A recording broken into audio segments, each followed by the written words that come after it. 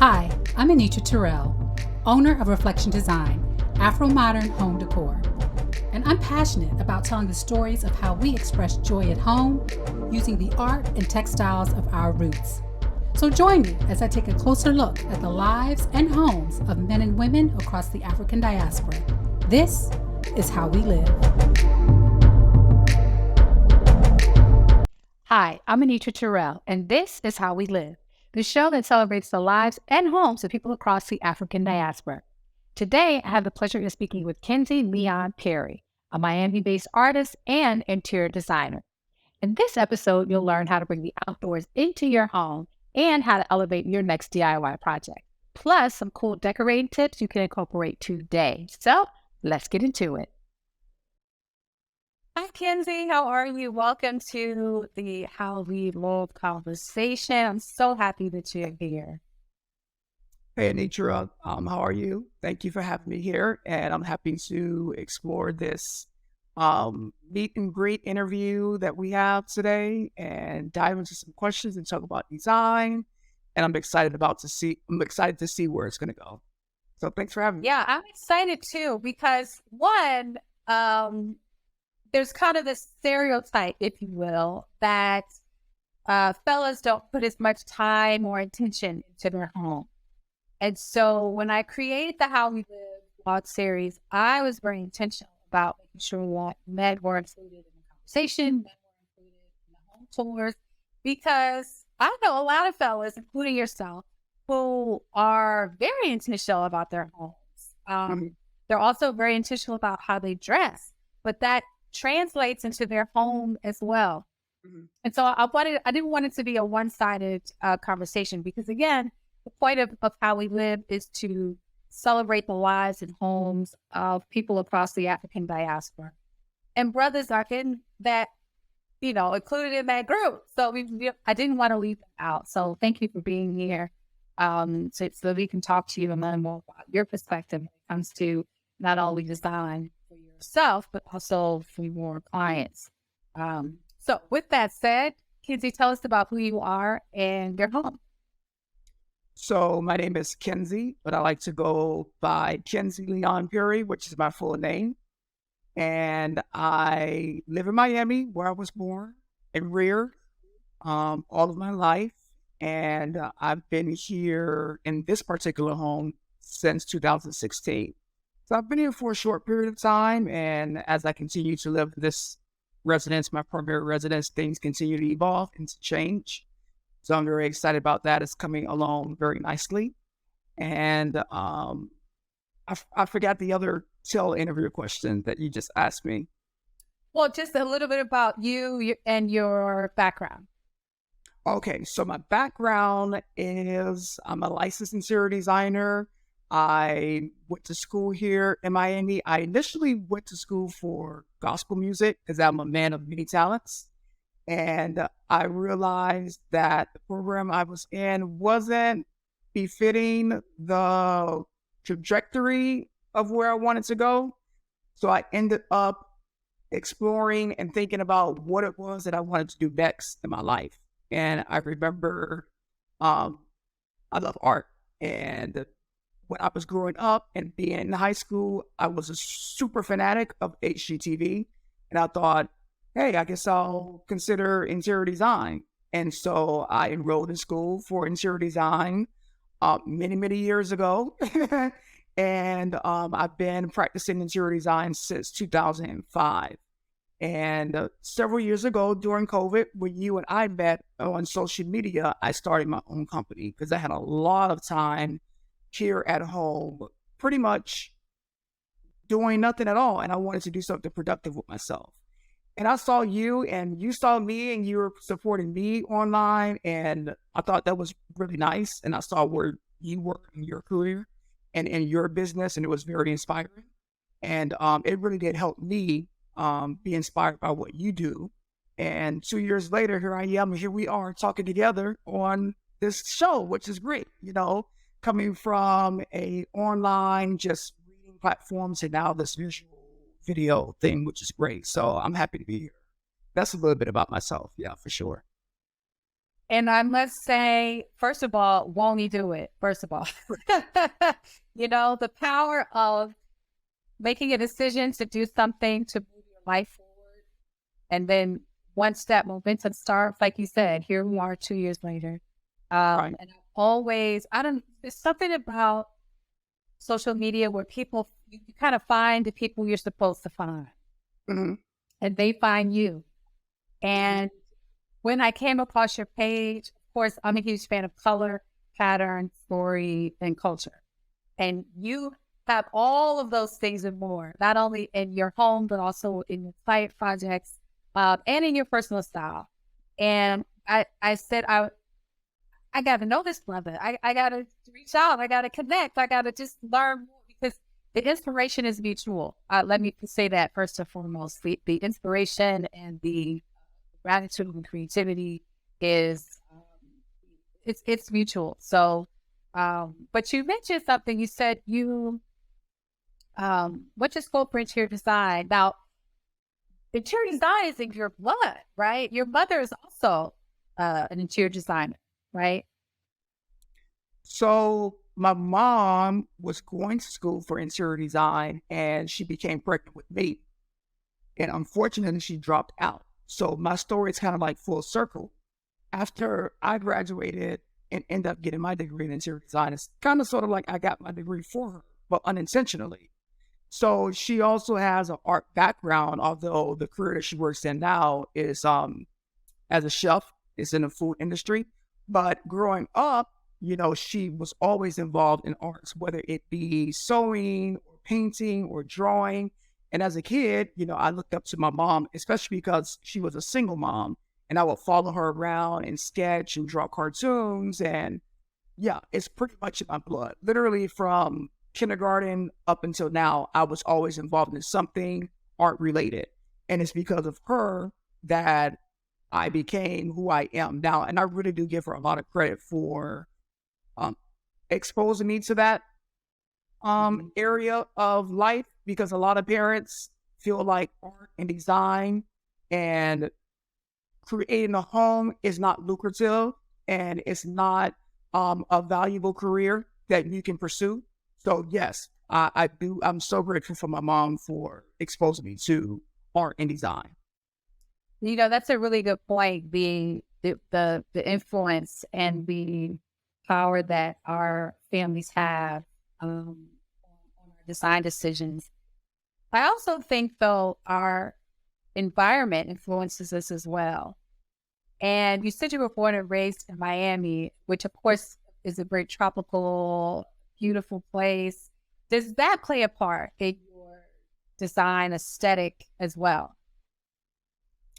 Absolutely. Where I was born definitely influences my designs, but you told me to talk a little bit about myself and my upbringing. And one thing I forgot to mention is that prior to starting my business on my own, I worked for an all-inclusive hotel in the Caribbean. So I was in Jamaica, in the Caribbean, Eastern, Central Caribbean for almost 6 to 7 years. And so there's a lot of tropics there as well. So I was heavily influenced by the work that I did there. And then also, of course, the neighborhood, the city that I live in as well, because we have a huge Caribbean community here, as far as, or it includes Haitian Americans or just Haitians, Cubans, all Latin populations that are here, Caribbeans, such as Bahamian and Jamaican. So when you do come to Miami, there's a lot of culture that you'll see specifically in the color in the homes, especially on the outside. I don't think you can go anywhere else in the United States and see purple, orange, green, blue homes that are painted like very loud and in your face. So we're not afraid to use color here. And it's one thing I do love about working on my own is that I get to explore color, because of course in corporate design, it's very, very neutral. It's such a neutral palette. So you work with more like creams and greens and blues, and that's not always very inspiring. So I love working with color, and my city definitely inspires my use of color for sure. Now, when it comes to your home, how would you describe your decorating style in 3 words? And we kind of talked about what influences that style already. What 3 words would you use to describe your style? So I know I answered this question with you before, but it's changed a little bit. I want to throw in the word tropical because tropical is always going to be a part of my aesthetic. I'm always attracted to anything nature driven because I like to be outdoors, and my zodiac sign is a Taurus. So my element is earth. So I think I'm naturally drawn to nature. The other word that I would use is vintage for sure, because I love vintage finds. I'm not always about buying new because I feel like vintage things bring character and personality to your space. And it's been used by someone else who has a story to tell, whether it's from your family member or you bought it from the store. And it brings me joy to be able to tell a story about it. And then I would say curated, which is not necessarily a design aesthetic, but it's more like a way of being. I like that my space is not, I didn't buy everything from a one-stop shop. It's very curated. It's very specific about what I'm using, where I'm using it, and how I use it. So those are the 3 words that I would describe for my home. And this is a great segue into my next question. You kind of touched on it, the power and the interest that come from vintage pieces. When we decorate our home, we often think we need to get new things, new furniture, new art, just bring in a whole new thing. But there's actually a little more interest in bringing in things that are vintage, that are used, and most importantly, that are family heirlooms. Mm-hmm. And I know that you were very intentional about putting family heirlooms into your home. Yeah. Can you tell us about a couple of those pieces that you have and why it's important for you to have them in your home?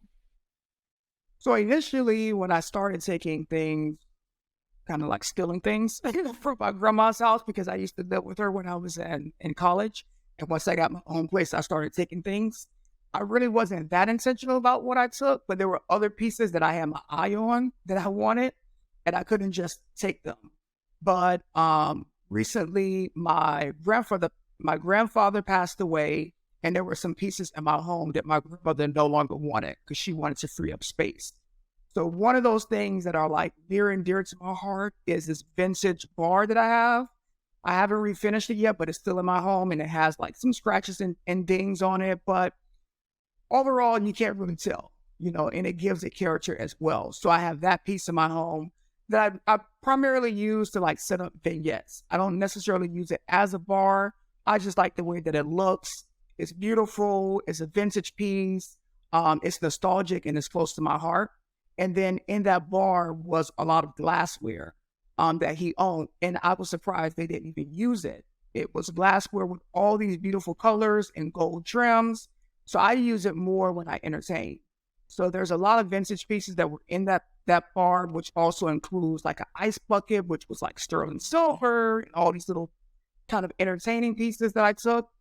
And then I also have a vintage radio that my grandfather owned as well. And I have that on top of the bar. The other things that I have are like little knickknacks, like little trinket boxes that once belonged to my great grandmother. I also have this Carrera white marble top and chrome base that I use in my room now that was given to my grandmother from my uncle because he used to work at a bank. So there's a lot of little pieces here and there that I've incorporated into my home, and I just made them work. And they all work seamlessly together because my style is also eclectic, which I should have maybe haven't used that word for one of my 3 words.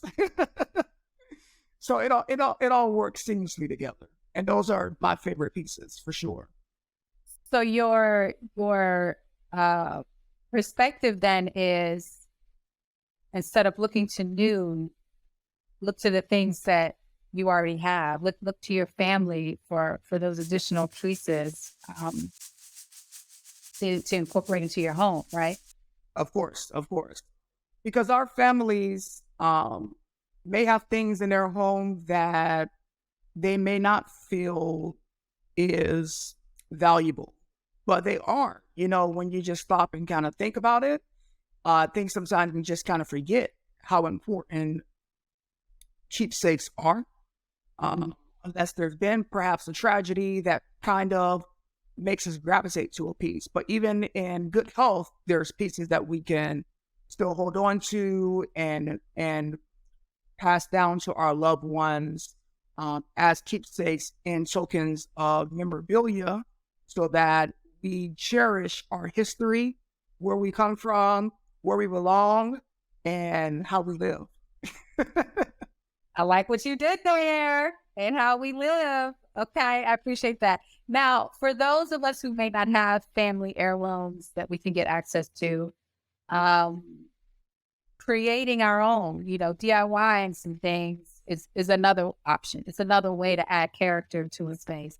And you have one of the most beautiful DIY projects. I'll let you explain it, that you did in your home. Tell us about that. It's phenomenal. So again, I like to curate my pieces and shop for vintage finds or thrifted finds. And I find a lot of inspiration everywhere, whether it's through magazines, Pinterest, Instagram, social media. And as you know, we don't always have the funds and the resources, like you were saying, if we want to get our hands on things that are nostalgic or memorable or meaningful to us. So the best way to do that is to look for thrifted pieces that speak to you. And sometimes you have to look beyond the surface or the facade of the piece that you see, because some of those things may need to be refurbished. And refurbishing furniture is so easy nowadays. There's so many tutorials online that you can find in order to make it happen. So I saw these two pieces. Actually, it was like a 6-piece unit, but I only needed 2 pieces. And they were 2 kind of like chests, almost like nightstands almost, with no legs. And it had the squares on the front that reminded me of an apothecary chest that I always wanted. And when I priced them, they were like thousands of dollars. And I found these 2 pieces and thought it would make sense for me to bring them together. They were only $15 a piece. And so I sanded them down. I painted the face of the unit black. And then I brought all the hardware to make it shine. Because hardware is going to make your furniture feel more expensive and more exclusive than it really is. And honestly, the hardware costs more than the pieces itself. Right. Brought all the hardware. I spray painted it to my liking gold. I assembled it to the front of the piece. And I added some modern legs to the unit. And then I was fortunate enough to be donated a slab of marble that I put on top of it. And then once it was done, it looked like it cost at least $1,500 or more. And unfortunately, you can't see it behind me, but it's behind me. It's one of my favorite pieces. I always get lots of compliments on it, and it just shines in my space. So yeah. And you added some unique, you said the hardware, but you added a really unique kind of hardware though, right? Tell us about that. Yeah, there are library pulls. So you can stuff the insert with a piece of paper and indicate what's inside the actual drawer, because the face of the unit looks like individual drawers because there's 9 panels on it. But really and truly, they're drawers, and one set has drawers and the other one has doors. But when it's closed, it looks like it's almost 18 pieces.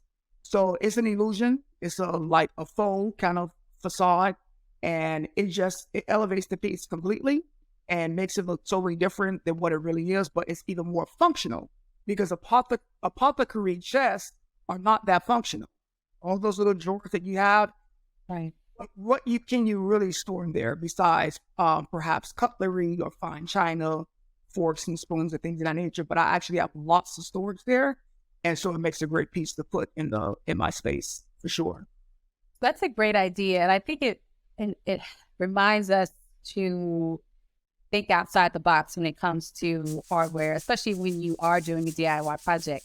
Because it is your own, you can get as creative as you want. The drawer pulls don't have to literally be traditional drawer pulls. The color doesn't have to be a traditional color. What you put on top of it doesn't have to be traditional. So that's a great tip to encourage the DIY folks that are watching, and even those that want to explore DIY projects, to the sky's the limit, really. You can get as creative as you want when it comes to creating things on your own.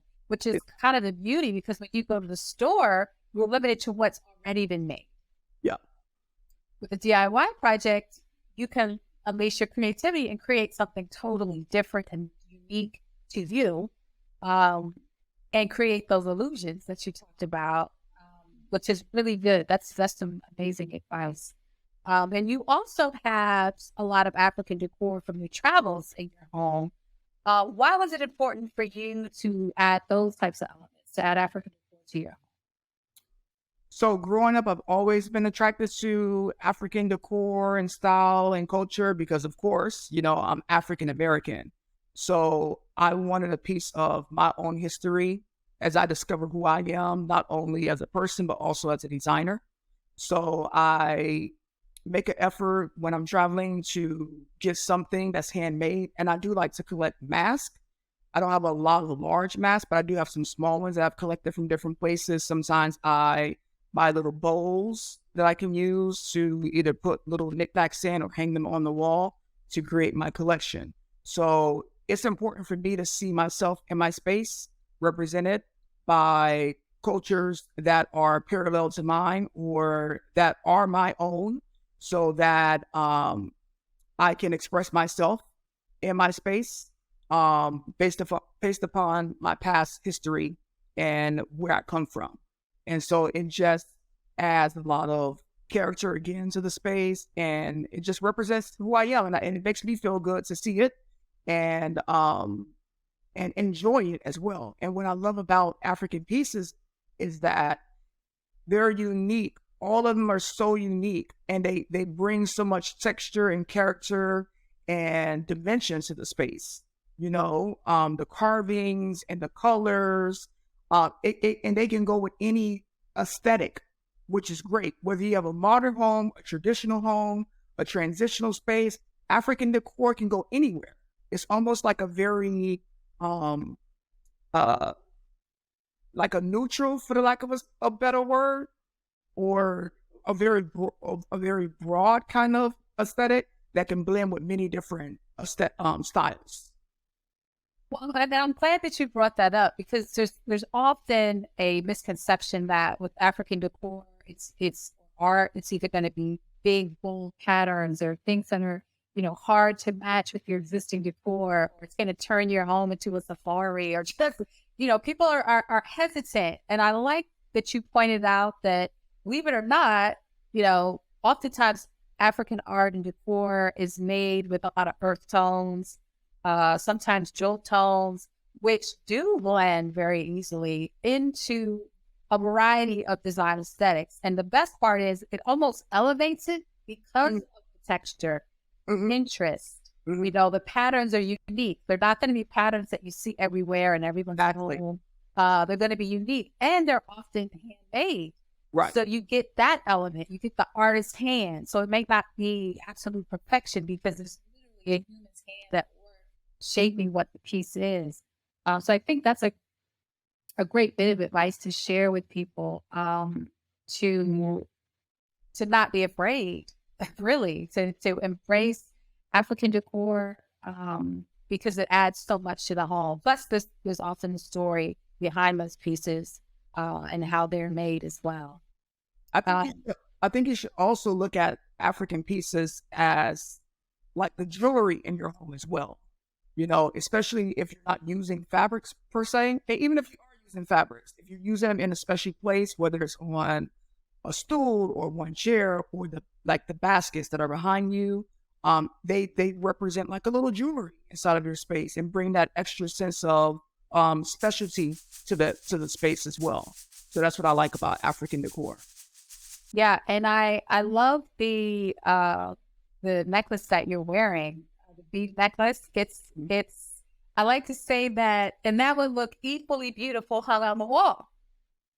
To your point about jewelry, I often call a lot of African art pieces functional art. Yes. You can transition it, in this case, from a beautiful neck piece, neckwear, but it would look just as beautiful on a vignette on your wall as well. So thinking about it from that perspective too.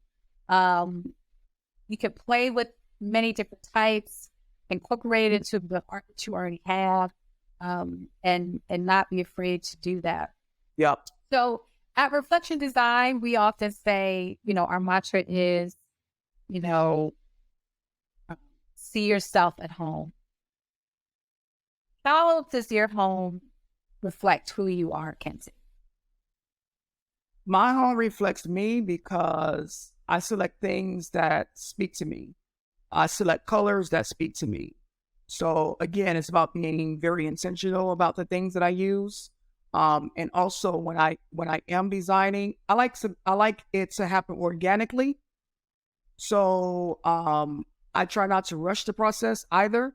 I might live inside of the space for quite some time before I select the right piece to go in there. But again, my space also reflects me because I try to bring a lot of organic things in that represents my personality and sensibility as far as nature. So you will see a lot of nature-driven things, whether it is faux plants or real plants, the color green, which is one of my favorites. You will see a lot of woods as well because woods add warmth. But I also like to use pops of color that make me feel at home. Like one of my favorite colors is like pink. I like to incorporate a lot of pink inside of my home. And green and pink are complementary colors. So they work hand in hand. And then a lot of things in my home you'll see that I've designed myself. So being a designer, that's one of the advantages of working with vendors that can make things for you that are specially designed for your home and just fits your aesthetic perfectly.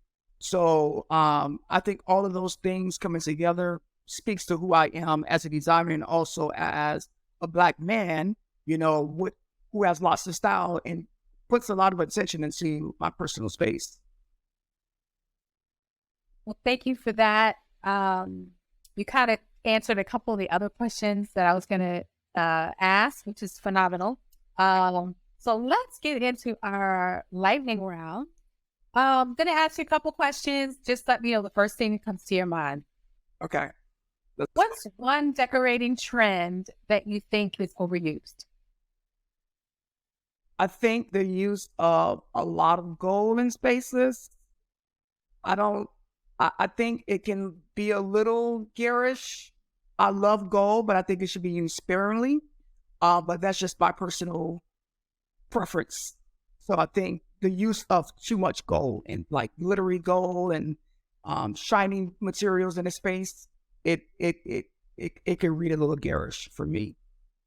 What's one that's this decorating trend or idea that you think is not used enough? The first thing that comes to my head is color, because I think a lot of people are afraid of color. Because I think we're influenced by what we perhaps see on TV or magazines. And I think it's important to embrace color because color brings personality and character into your space and creates a mood and a vibe in your space as well. So I think people should embrace color more, for sure. You're having a dinner party. What, besides me, of course, what other people are you inviting to this party? Oh, that's a tough one. Who would I invite to the party? So I would probably say, I'm gonna say Queen Elizabeth. Interesting. I'm infatuated with the royal family and England and pomp and circumstance is just, I guess, the pageantry of it all. Another person that I will probably invite is, his name is slipping my mind right now. Maybe I'll say Rustin Bayard, the civil rights activist who helped to organize the March on Washington. And the other person that I would invite is, let's go with Michelle Obama. You can't go wrong with Michelle. Yeah. You can't. You just can't. I think she's on everyone's invite list, honestly. Yeah. She's on wow, for sure. Yeah. What's one musical artist you have on repeat right now? Okay, that's easy. Emily King. I love Emily King's music. I'm all into love songs and ballads, and she just moves me in a way that just speaks to my soul, even though it's very like melancholy. But I love that kind of music, and it just makes me feel good. So Emily King for sure. And I gotta put in one more. Coffee from Jamaica. Oh. She's a reggae artist. I love Coffee. So Yes. I'm putting in another one. Yes, he's cool. I'm obsessed. Thank you for tossing that out. If you don't know about Emily King and Coffee, after this interview, go research them, check them out. Both are very good. Yes. What's one thing that you do each day to start your day off on the right foot? One thing I try to be intentional about is focusing on my mental health. So at least 5 days a week, I pray throughout my house. I journal, and I write in the journal. I journal, and I also do yoga. I try to start my day off with those things before I even work. Granted, sometimes I still go to my phone first, but once I go to my phone and post whatever in the morning, I make sure I do those 3 things before I actually sit at my desk. So that's definitely important for sure. Awesome. And mental health is, I almost feel like there's space to talk about that in the world of design, like creating spaces that foster mental health. Mm-hmm. Just throwing that out there, something that you may want to, not to add more work to your plate, but just something as a trained interior designer, I feel like, especially over the past couple of years where we've been at home so much, and it's been very stressful for a lot of people for a lot of reasons.